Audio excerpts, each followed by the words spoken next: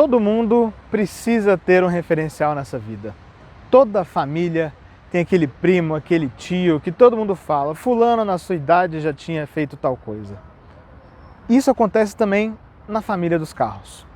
Por muitos e muitos anos, a Fiat tinha dentro da sua linha veículos médios para quem estava na base da categoria dos veículos da marca olhar para cima e pensar, pô, um dia eu quero chegar lá, um dia eu quero ter esse carro. Esses carros foram tipo o Bravo, o Marea, o Tempra, só que já há algum tempo a Fiat não tem nada assim na linha. Só que agora não mais. O Fastback chegou no final de 2022 para ser o novo flagship da marca italiana. Só que com um pezinho em carros compactos e um pezinho em carros médios. Será que ele consegue ser um novo veículo aspiracional dentro da família? É o que a gente vai descobrir depois do nosso teste de 7 dias e quase 2.000 quilômetros com a versão Impetus T200 2023.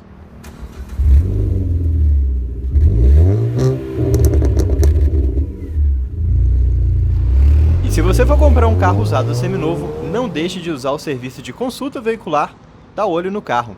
E com o cupom de desconto do DriveOn você ainda garante 15% de desconto em todas as consultas. Link na descrição do vídeo.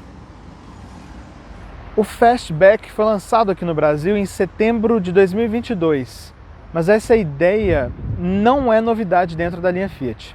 Lá em 2018, no Salão do Automóvel, a Fiat apresentou o Fastback, só que na época era um estudo baseado na Fiat Toro, ou seja, um carro maior, mais largo, mas ainda mantendo essa mesma identidade visual dessa caída um pouco mais rápida. Mas o fato é que, na época, essa seria uma solução inédita. Mas o carro demorou um pouco para chegar e veio numa plataforma muito menor do que a esperada. Ele veio diretamente como um derivado do Fiat Pulse. E a linha é bastante simples. Você tem a versão de entrada, que é a Audace, com motor T200. Você tem essa aqui, que é a versão topo de linha, com motor 1.0 turbo, que é a Impetus T200. E você tem também a Limited Edition by Abarth, que lança mão do motor T270, ou seja, 1.3 turbo. Essa versão tem a assinatura Abarth, mas não tem nenhuma preparação diferenciada de ECU, TCU, de suspensão, nada do tipo. Isso vai ficar para a versão Abarth, que vai ser lançada em breve, se espera ainda no final desse ano de 2023. Aqui temos perceptivelmente um baita carryover do Pulse, e a gente vê isso literalmente na cara. Aqui a gente tem essa entrada de ar que faz um dentinho de vampiro, que deixa o carro visualmente mais estreito e mais alto, mas em relação às versões tradicionais do Pulse, essa é praticamente a única diferença até metade do carro. Que aí sim a gente tem toda a caída Fastback, que eu vou mostrar para vocês daqui a pouquinho. Em termos de dimensões, o que a gente tem? Um carro 33 centímetros mais comprido do que o Pulse e 1 centímetro a mais de entre-eixos, isso por conta de uma nova geometria de suspensão. Então a gente está falando de um carro de 4,47 m de comprimento, 2,53 m de entre-eixos, 1,54 m de altura e 1,77 m de largura, sem contar os retrovisores. A gente tem suspensão McPherson na dianteira tradicional e eixo de torção lá atrás, e a gente tem discos ventilados na dianteira, discos bem grandes, de 280 mm, e tambores na traseira.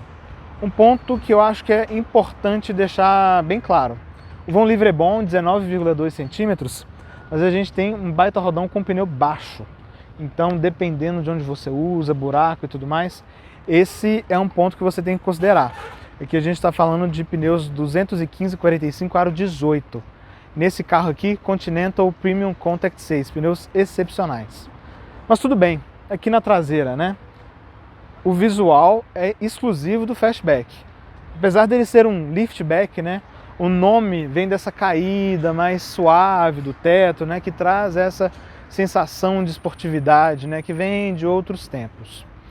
E os dois carros, apesar dessa diferença aqui, né? Pulse e Fastback, derivam da mesma plataforma, a MLA, que é uma revisita bem extensa, né? Um retrabalho bem extenso em relação à MP1 do Argo. É um avanço em relação ao Argo, ainda que carregue muito dele, e também do Cronos, uma vez que aqui no eixo de torção a gente tem uma solução bem parecida com a do Cronos. Inclusive a gente consegue ver isso no porta-malas daqui a pouquinho. Uma coisa também que eu acho que é importante mostrar para vocês. Esse carro é um dos primeiros chassis, né, do Fastback. Aqui a gente tem o chassi 00200. Mas reparem como a gente tem alguns vãos bem irregulares. Isso acontece em toda a carroceria, mas esse aqui é o mais expressivo. Olha aqui, eu tenho um vão bem grande aqui, um dedo. Quando eu tirei esse carro, achei até que a tampa estava aberta. E olha o lado de cá. É uma baita de uma diferença. A gente vê isso também nos frisos, nas laterais, no capô, como eu vou mostrar para vocês daqui a pouquinho. Então, pode ser que seja uma questão de uma unidade pré-série? Pode ser sim.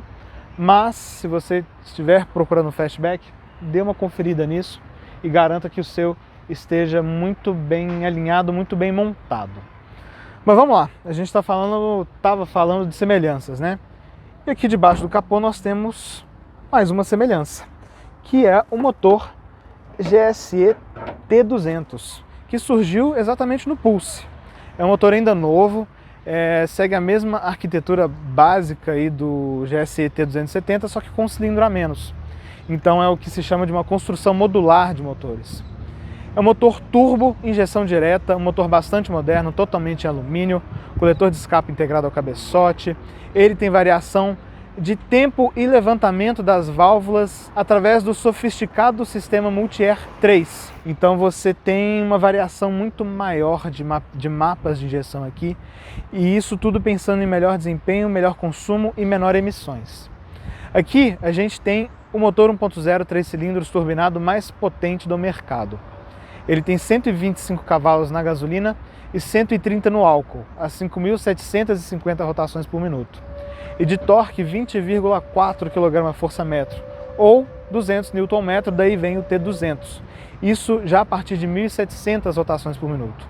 Então é um motor tipicamente 1.0 3 cilindros. Turbininha pequena, para encher rápido, não tem aquela grande pegada em altos giros. E de segurança, o que esse carro entrega? A gente tem 4 airbags, sendo que os laterais, para os passageiros dianteiros, eles protegem peito e cabeça. Então a gente não tem os airbags de cortina para quem vai lá atrás. A gente tem o AEB, a gente tem o assistente de farol alta, comutação automática, e a gente tem também o assistente de permanência em faixa com correção no volante. É um pacote ok, nessa faixa de preço. Alguns carros já entregam mais do que isso. E eu acho que a Fiat poderia lançar mão de alguns equipamentos a mais para diferenciar esse carro em relação ao Pulse, que entrega exatamente estes mesmos equipamentos. Infelizmente, nenhum dos dois foi testado pelo Lightning NCAP ainda. Então a gente não pode dizer até a data de produção desse vídeo, agora junho de 2023, como que esse carro fica em termos de avaliação de impacto, estrutura da carroceria e rigidez como um todo, né? Proteção aos ocupantes. E falando em ocupante, vamos dar uma olhada lá dentro? Se por fora a gente tem muita coisa do Pulse, por dentro a pegada é a mesma. A estrutura básica do painel é praticamente idêntica, inclusive nos materiais de acabamento. Então continua tudo em plástico duro, o que é normal nessa faixa de preço e nessa categoria. Mas as texturas, as cores, tudo, se não é idêntico, é quase idêntico. E como esse carro é razoavelmente mais caro do que o Pulse, aqui a Fiat definitivamente poderia ter sido um pouco mais criativa. E se do lado de fora a gente estava falando de falhas de montagem, essa aqui é clássica, né? Olha, quem vê aí falando de Pulse, Fastback, com certeza já está cansado de ver isso. Então, realmente, existem alguns detalhes que a Fiat poderia e deveria melhorar. Mas, em relação ao Pulse, se a gente tem muita coisa parecida, a gente tem duas novidades interessantes. A primeira, com certeza, esse console central. Ele é elevado. No Pulse a gente tem uma solução mais tradicional. E um abraço que eu vou mandar para o Compass agora. Ele é bem montado, olha só. Muito bom, muito bem montado inclusive. E olha, aqui com uma solução muito inteligente. Chave presencial, claro. A gente tem esses dois porta-copos aqui. Legal, né? O tamanho é ok, ele é um pouquinho emborrachado. Mas o que é legal mesmo é que ele é removível, tá vendo? E você tem acesso a um pequeno alçapãozinho secreto aqui. É o tipo de espaço que você pode usar para guardar alguma coisa que você não acessa com tanta frequência. Logo aqui abaixo dos comandos de ventilação, a gente continua com o carregador por indução. Então meu celular está aqui. E as duas tomadas USB, uma do tipo padrão e outra do tipo C. Só que temos quase um erro, um jogo dos 7 erros de um erro aqui. No Pulse, a gente tem uma pequena prateleirazinha que você pode colocar carteira e coisas do tipo. E aqui não. E de cara eu achei muito estranho, não tinha visto motivo para tirar esse porta-objetos, que ele era bem útil e, convenhamos, a gente não tem tanto espaço aqui no meio. Isso porque aqui a gente tem uma saída para refrigerar o celular enquanto ele está na base de carregamento por indução.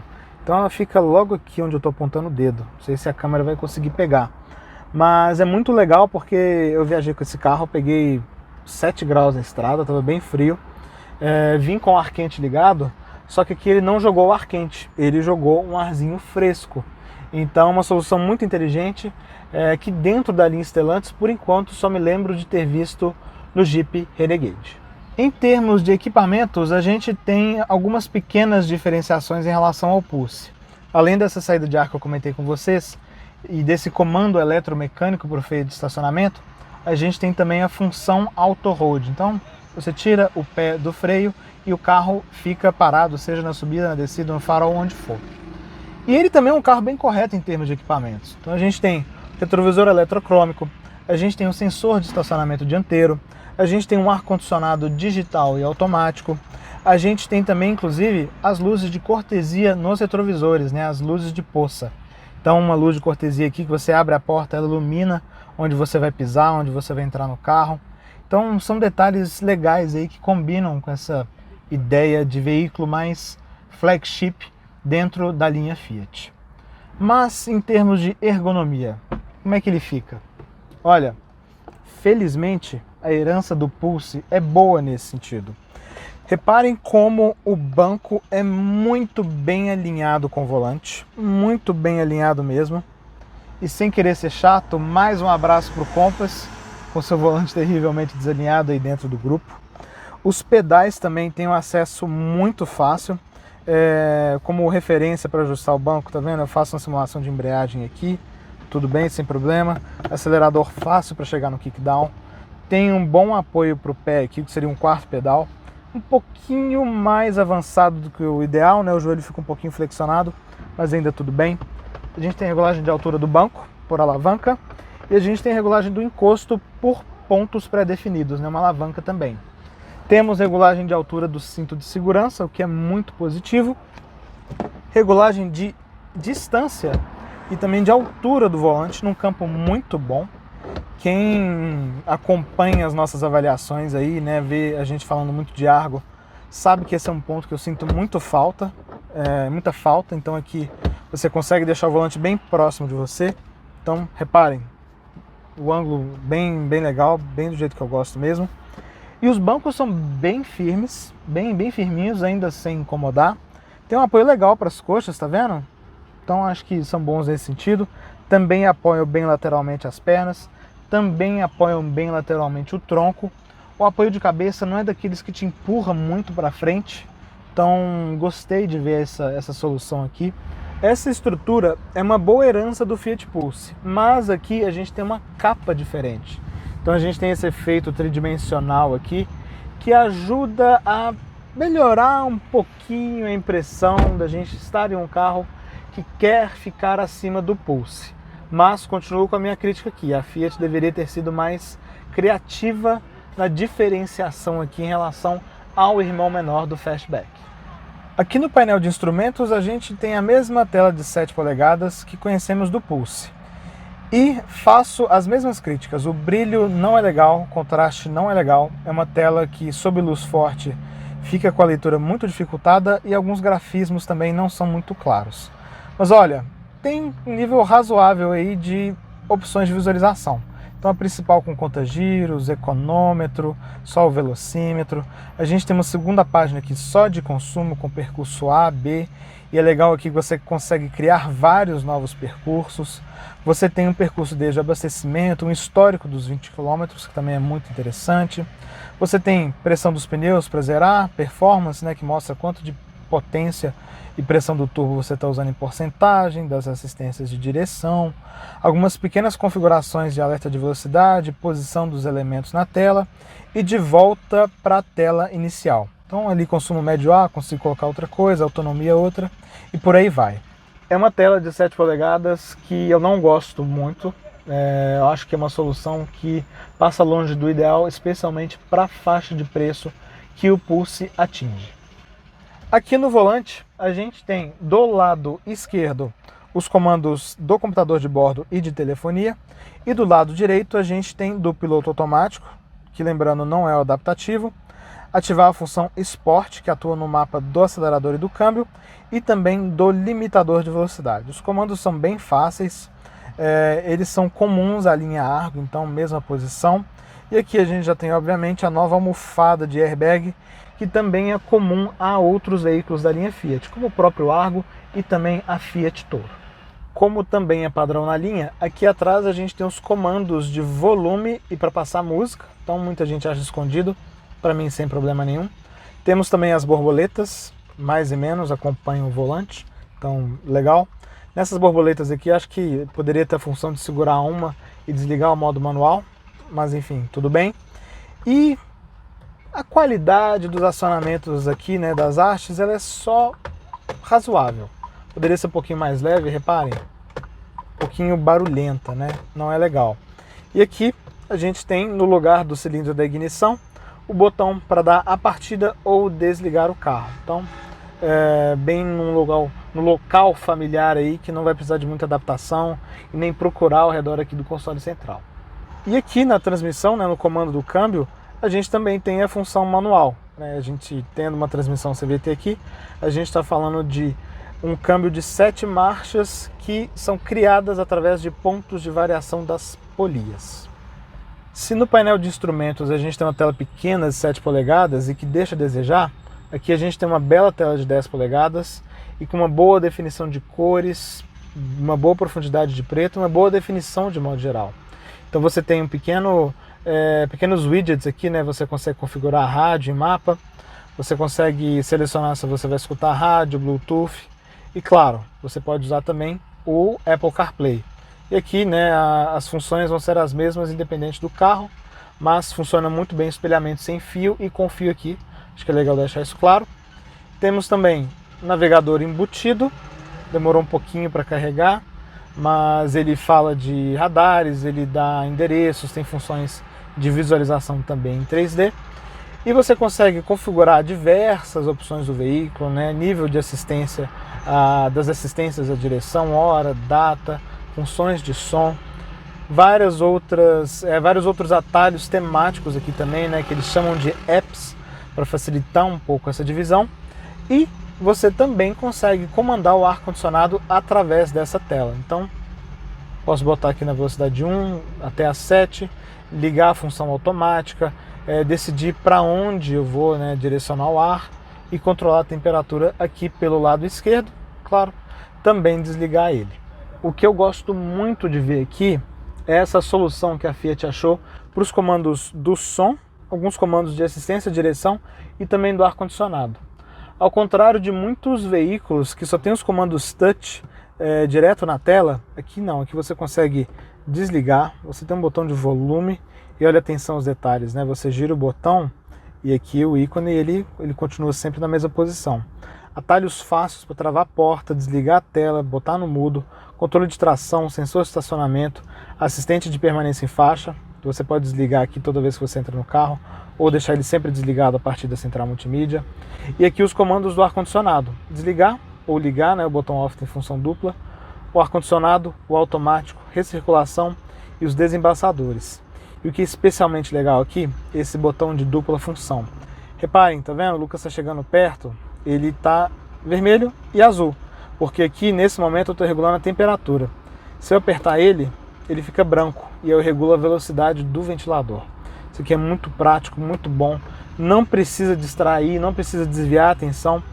É uma solução que eu gosto bastante. Inclusive, esse painel ele é virado para cima e um pouco tombado para o lado.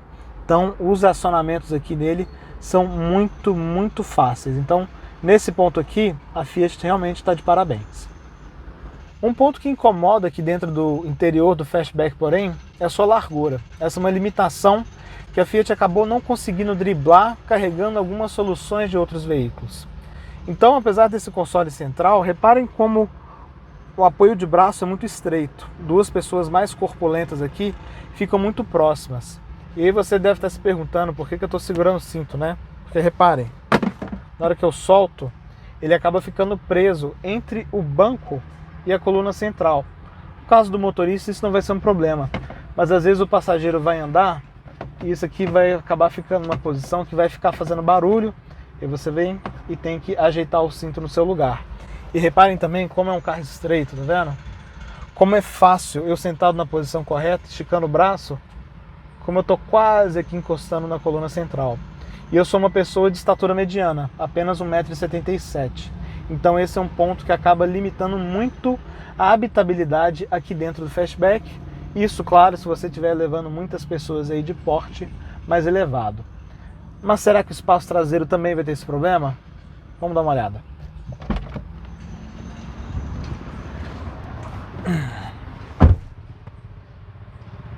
Sim, sofre. Mas vamos por partes, né? Naturalmente continua sendo um carro muito estreito. Então, tá vendo? Aqui realmente não é um carro para você levar 3 pessoas. A não ser que uma seja criança ou todas sejam crianças. E o espaço para as pernas, né? Para o meu joelho aqui do encosto, ele é só ok. Reparem, eu tenho aqui 4, 5 dedos do meu joelho para o encosto. Se a gente estivesse falando de um carro compacto como o Argo, diria que é um espaço muito bom, como a gente já disse em outras avaliações. Mas a gente está falando de um carro de quase 4,5 metros de comprimento. É um carro de um tamanho de um Compass, com entre-eixos curto. Então você acaba com uma limitação nesse sentido.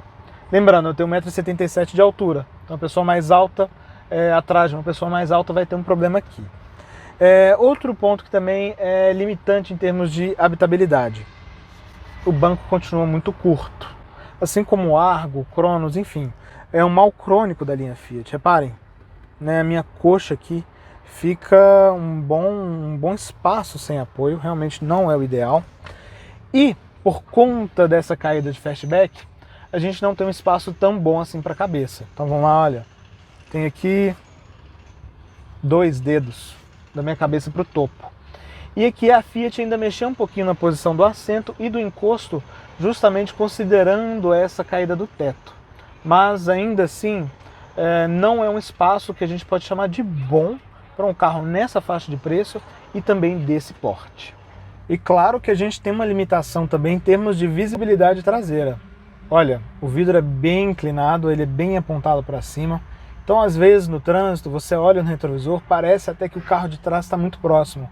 Mas não, é porque a gente tem essa bunda arrebitada, essa bunda veloz, igual a gente apelidou aqui, com esse vidro que está apontando para o céu. Então, enfim, escolhas, né?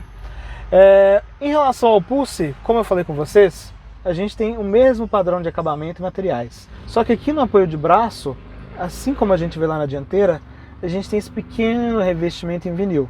Lembrando, os bancos também são revestidos em vinil, né? Que muita gente chama de couro ecológico hoje em dia. Mas é um revestimento bem discreto, igual o que a gente vê na dianteira, que não faz tanto impacto assim nessa apresentação visual no Fastback.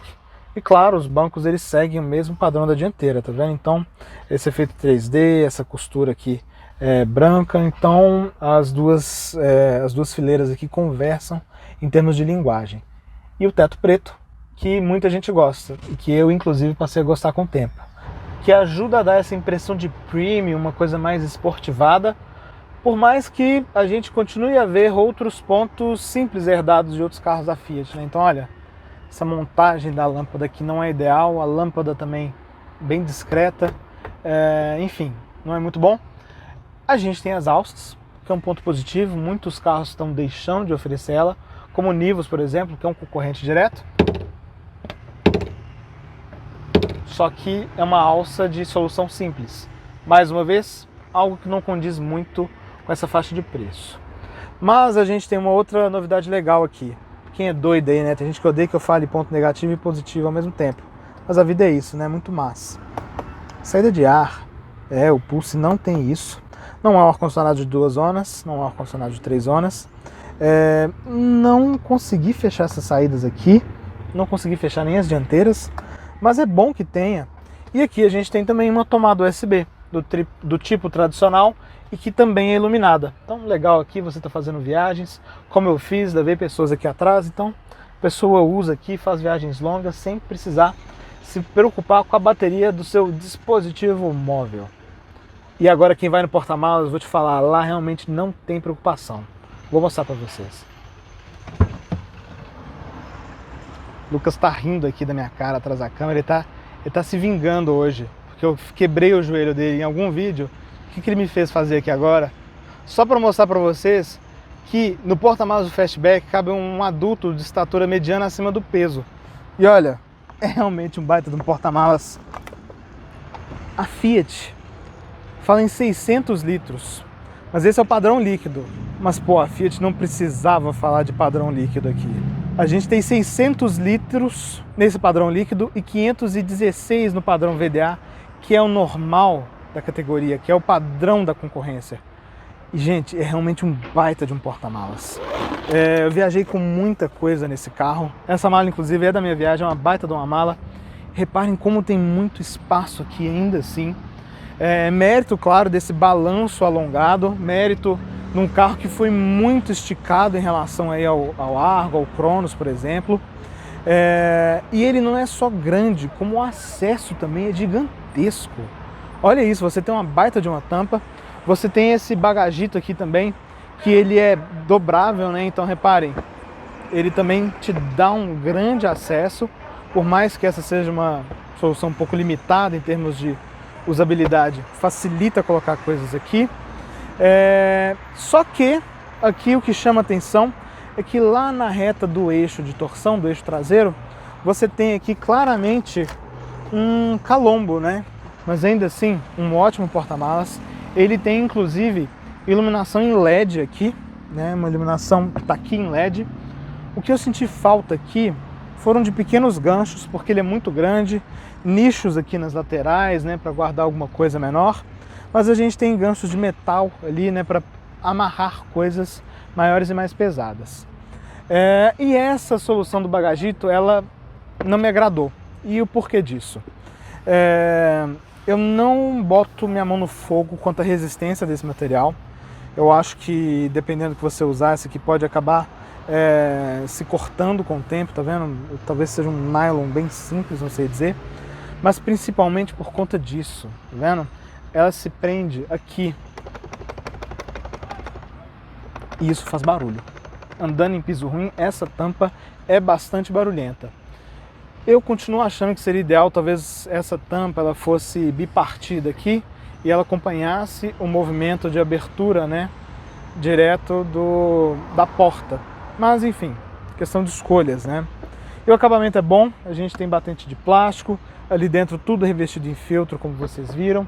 E aqui atrás, né, essas luzes de LED, a gente não tem o limpador traseiro e a assinatura Fastback do nome do carro, né, o logotipo, seguindo aí o que a Fiat adota na comunicação desse veículo.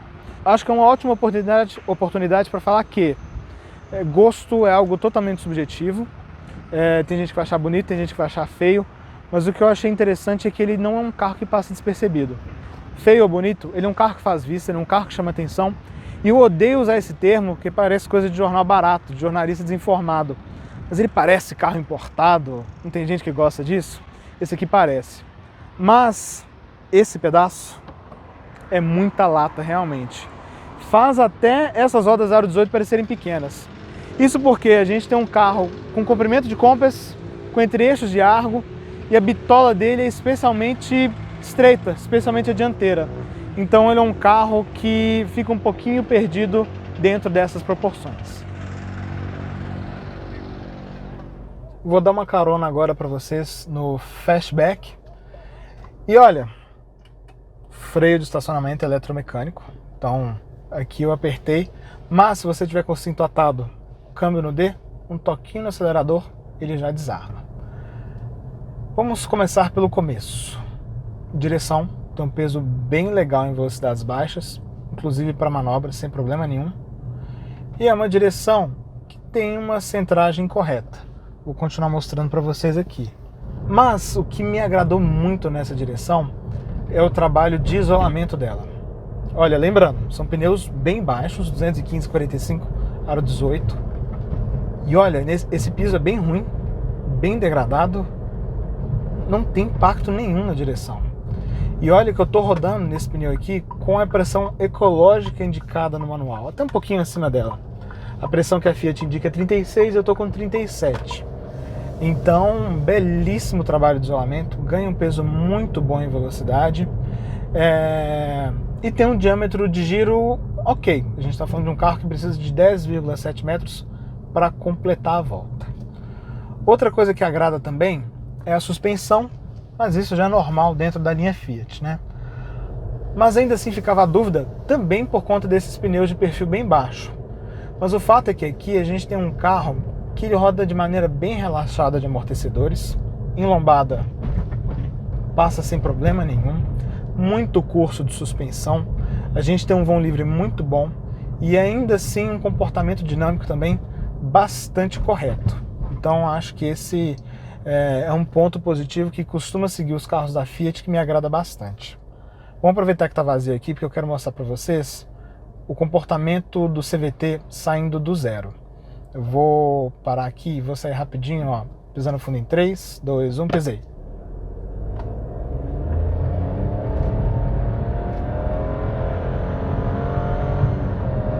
Você percebe que existe um certo atraso, uma certa preguiça nesse primeiro momento do giro subir. Falta pegada nesse momento, acho que é essa a melhor palavra. E aí quando o motor o giro chega ali em 3.000, aí realmente o carro pega e vai muito forte, condizente com os números, né, de desempenho que são feridos e que a fábrica declara. O que eu acho que é muito legal resgatar é um comentário que eu fiz na avaliação do Pulse com esse mesmo motor, que em termos de sensação de arrancada, este carro não me parece melhor do que um Nivus, por exemplo. E esse é um ponto que é muito crítico nesse tipo de câmbio CVT. Aqui, o câmbio é ligado ao motor através de um conversor de torque que ajuda nesse momento, né? Alivia um pouco essa impressão. Mas, ao contrário de outras transmissões da Aisin, aqui é uma transmissão da Aisin, da Toyota, aqui a gente não tem a primeira marcha física. Então, falta essa pegada, falta esse ímpeto, com perdão do trocadilho, nesse momento de arrancada, por mais que não falte desempenho ao carro. E o câmbio, de modo geral, funciona muito bem. Em modo drive, que ele é um CVT típico, então ali com carga intermediária no pedal, você nota que o carro ganha velocidade com a rotação variando muito pouco, mas você pode chamar, claro, o modo manual, e aí você tem relações de marcha que são criadas a partir dos pontos de variação das polias. Então muita gente gosta de falar de marchas virtuais e outros já falam de marchas reais, só que definidas por esses pontos, né? O que não gostei aqui, porém, é que, acho que aqui não vou conseguir mostrar, mas ele não faz a interina nas reduções no modo manual. E eu achei isso muito ruim, porque o grupo, nos carros com câmbio automático, como a gente viu recentemente na avaliação do Commander, toma esse cuidado da aceleração interina nas reduções. Então elas são muito bem feitas nos carros com câmbio automático, assim, realmente dá gosto de ouvir. Percebe-se que é um trabalho feito por entusiastas, mas aqui não. Aqui realmente esse ponto acabou passando batido. Mas, importante deixar claro, em modo drive, tranco zero, não incomoda de jeito nenhum. O tempo de resposta do CVT não é dos mais rápidos, você repara que às vezes em retomadas acontece esse mesmo efeito do giro subir um pouco, o carro ficar com uma certa preguiça até responder, mas o usuário comum acho que muito dificilmente vai se incomodar por isso. E claro, modo drive, o câmbio fica mais longo, no manual fica mais curto. A 120 de sétima marcha, esse carro vai ao redor de 3.000 rotações por minuto. Em modo drive, ao redor de 2.100, 2.300. Então a gente vê que existe uma diferença aí entre esses dois modos. E parando no sinal,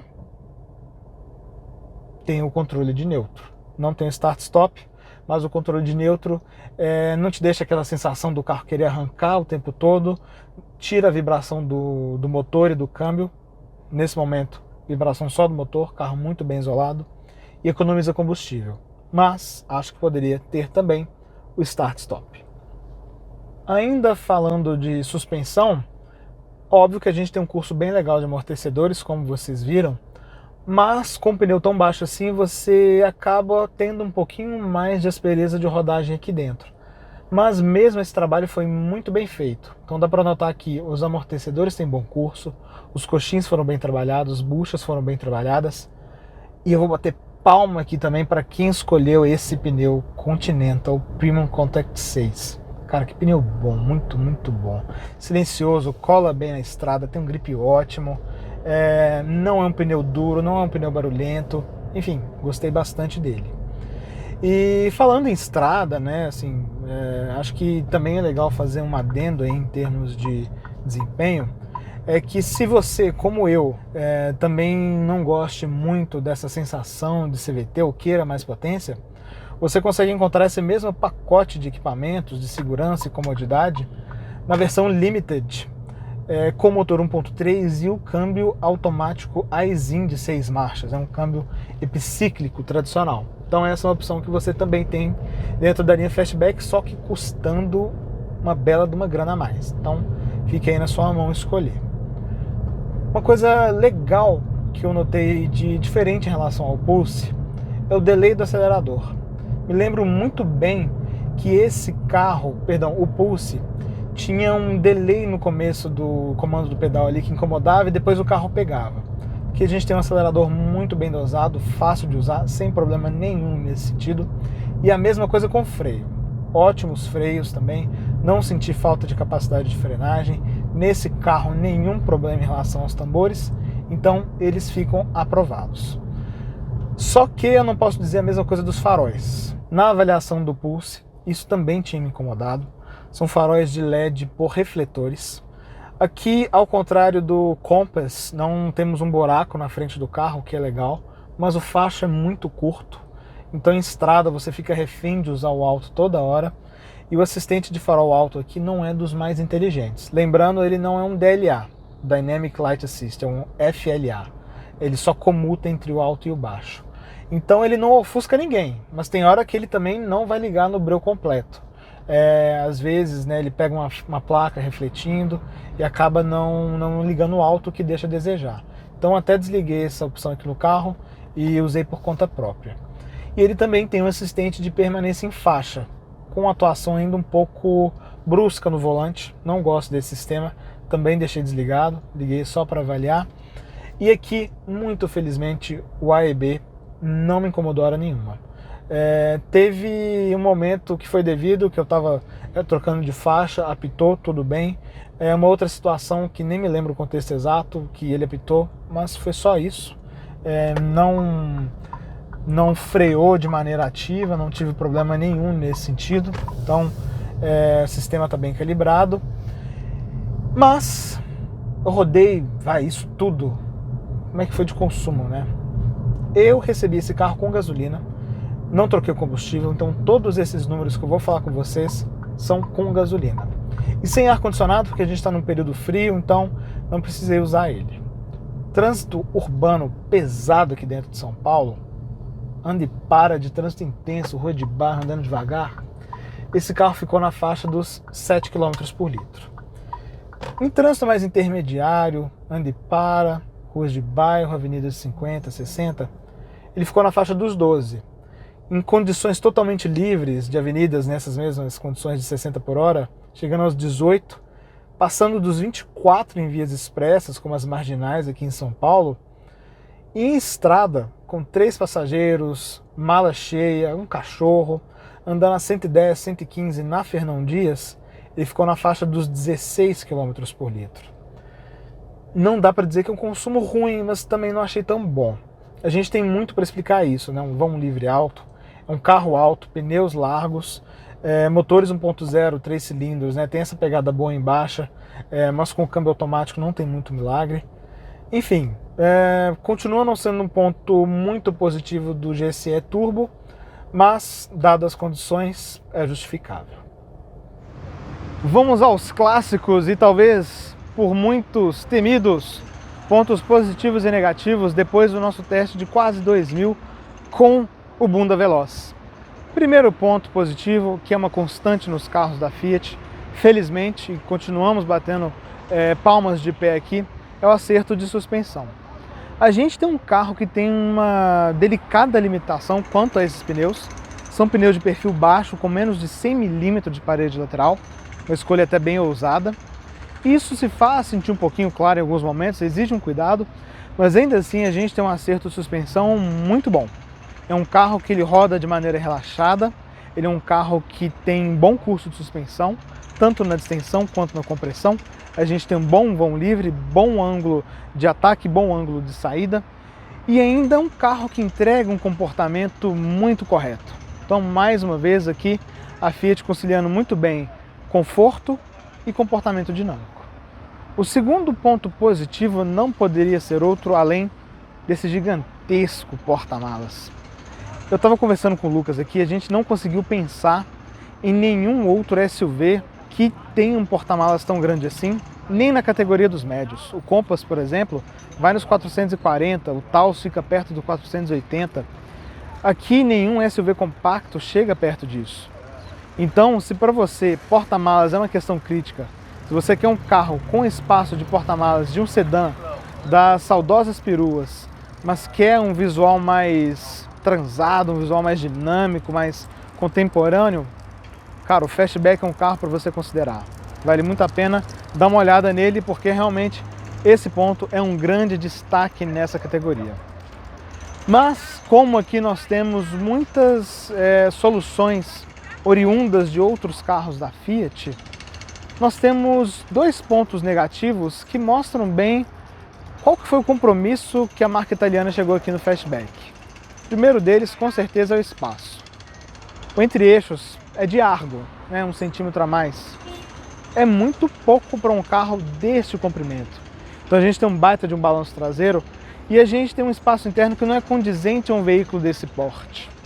Então, se é algo que a gente elogia num veículo compacto, aqui realmente já começa a deixar a desejar, considerando que é um veículo que muitas vezes pode ser utilizado aí para transportar famílias.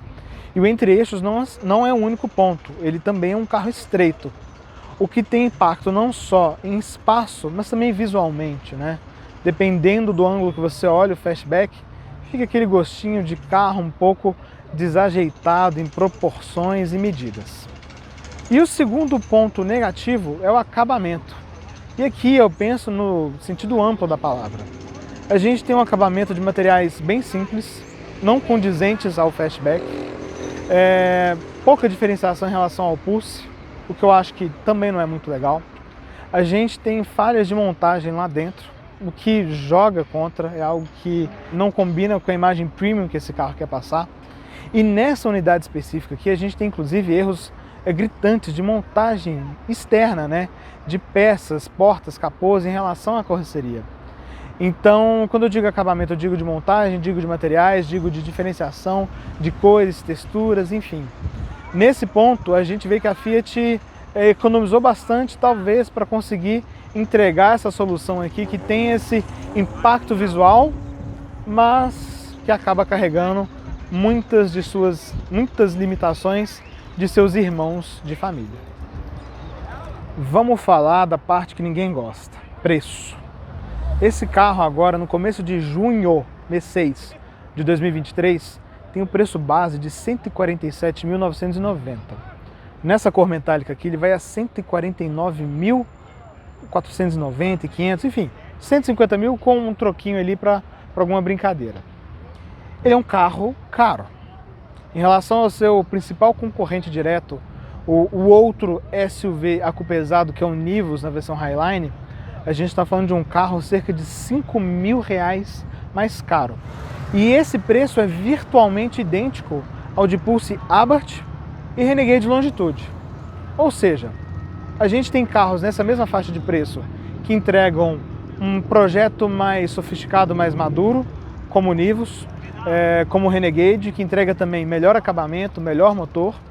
E dentro da linha Fiat, os mais próximos, você pode levar um carro menor, custando muito menos, com o mesmo padrão de segurança e montagem, ou esse mesmo Pulse com muito mais motor.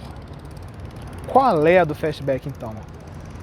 O negócio desse carro é que ele faz vista. Esse carro ele é vistoso. Você acha ele bonito ou feio, desproporcional ou não? Esse é um carro que chama atenção. Ele tem todo um sex appeal único dele, que nessa faixa de preço você não consegue encontrar muito na concorrência. E isso com um baita de um porta-malas. A gente está falando aqui do SUV compacto com o maior porta-malas da categoria. Maior do que de todos os SUVs médios aqui que a gente conseguiu lembrar também. Então o negócio do Fastback é que ele é um carro simples, mas a Fiat consegue disfarçar isso muito bem. Ele carrega muitas limitações de Pulse, muitas limitações de Cronos, muitas limitações de Argo, mas isso tudo com visual sofisticado, com um efeito, um dual effect, né, que tanto se fala, que agrada bastante. É um carro que, ao olhar menos atento, vai se passar por um veículo de categoria superior. Ele é um carro de volume, visualmente falando, né, ele é comprido, ele é alto, ele tem vão livre. Então ele tem um conjunto de soluções que convence apesar do preço. Se você não é aquele comprador que está buscando a última palavra em segurança, a última palavra em acabamento, a última palavra em sofisticação de projeto, de engenharia e nem de desempenho, o Fastback é caro, mas é um carro que vale a pena conhecer. Então acho que definitivamente a gente pode dizer que, mesmo com essas limitações, a Fiat finalmente conseguiu botar lá no topo da sua cadeia, lá no topo da linha, um carro para ser o seu flagship, coisa que já há algum bom tempo a linha italiana não tinha. E bem, essa foi a nossa avaliação do Fastback 2023. Deixem aqui nos comentários o que vocês acharam, suas dúvidas. O mais importante de tudo, deixem sua curtida e se inscrevam, porque a gente está muito perto de chegar aos 100 mil inscritos e você pode fazer parte disso também. A gente se vê no próximo sábado aqui no Drive On e também lá no Carros pelo Mundo com o Lucas e com o Hudson. A gente se vê e um grande abraço. E aí, gostou do vídeo? Então não deixe de se inscrever no canal clicando no ícone preto e também não deixe de conhecer o nosso canal de vídeos internacionais clicando no ícone branco.